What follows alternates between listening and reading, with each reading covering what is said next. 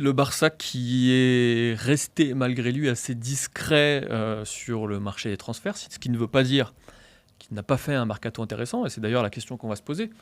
Que doit-on penser de ce mercato du FC Barcelone qui a, financièrement été très limité parce qu'on l'a déjà expliqué maintes et maintes fois, le Barça doit essuyer ses pertes qu'il a accumulées toutes ces années sous le mandat de Bartomeu notamment.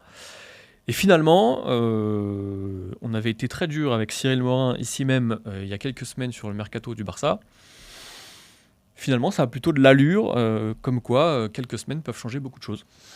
Ouais, et d'ailleurs pour rebondir sur votre discussion de l'époque, c'est vrai qu'on a l'impression que les dynamiques entre le Barça et le Real se sont un petit peu inversées. On était très C'est la magie du optimistes. mercato, ça. Exactement.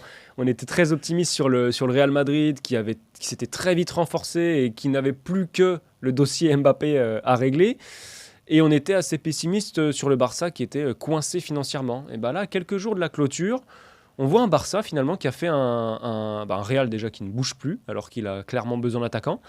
Mais un Barça qui a fait avec les moyens du bord et des moyens très très très limités. On est sur un mercato très peu dépensier, 3,40 millions d'euros de dépenses pour le seul Oriol Romeu. Le reste, ce sont des arrivées libres, Gundogan, Inigo Martinez. Les deux dossiers chauds du moment, c'est Joao Félix, Joao Cancelo, les deux Portugais qui pourraient débarquer aussi dans le cadre de prêts avec option d'achat. Alors, ça a l'air d'être le cas pour Cancelo. Félix, c'est encore assez flou. Donc moi, ce qui m'intéresse dans ce mercato barcelonais, c'est pour finalement continuer sur le sujet lyonnais, mais dans des proportions bien au-delà, évidemment, c'est d'avoir fait pas si mal avec très peu de moyens, finalement. Oui, et ça montre une chose qu'on avait déjà vue plusieurs fois dans d'autres clubs, c'est que finalement, moins on a de moyens, plus on a d'idées. Et je trouve que ce qu'a fait le Barça cet été a plutôt été intelligent, en sachant qu'au début de l'été, il ne s'attendait pas à perdre Ousmane Dembélé. La chance qu'il a eue, alors est-ce que c'est une chance ou est-ce que c'est quelque chose qui a été plutôt prévu en amont?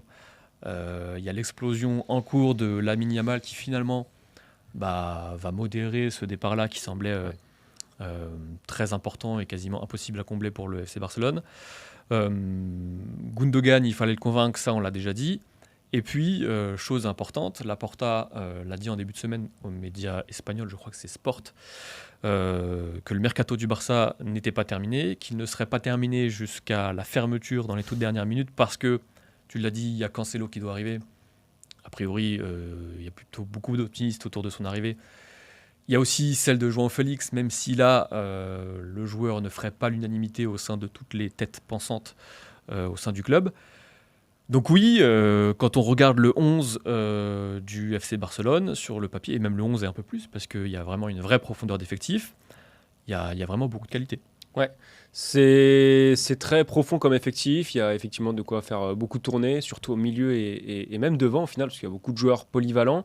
Après, pour le moment, c'est assez compliqué de répondre à la question le 11 est-il meilleur que la saison dernière? Pour moi, c'est très compliqué. Après, j'ai quand même l'impression que de mercato en mercato, cette équipe, elle va de plus en plus ressembler à Xavi. Et ça, c'est quand même Ouais. intéressant.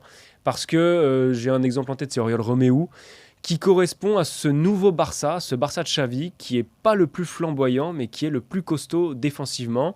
Là, c'est 2 clean sheets sur les 2 premières journées. Bon, après, ça a été un match un peu plus animé contre Villarreal en termes de buts. Mais c'est un Barça qui reste, sauf ce match-là, très solide. Un Barça qui va vraiment ressembler à ce qu'il était la saison dernière, ce qui a fait sa force, c'est-à-dire aussi sa solidité, ce qui lui a permis de concéder très peu de buts et d'être champion d'Espagne. Donc c'est ça qui est intéressant, c'est que ça ressemble à Xavi et que on suit quand même globalement les demandes et les choix forts de Xavi. Alors il a subi évidemment le cas Ousmane Dembélé, mais quand Xavi n'a pas envie d'un joueur, dans l'autre sens, généralement il n'arrive pas à ce joueur. Donc ça c'est quand même intéressant.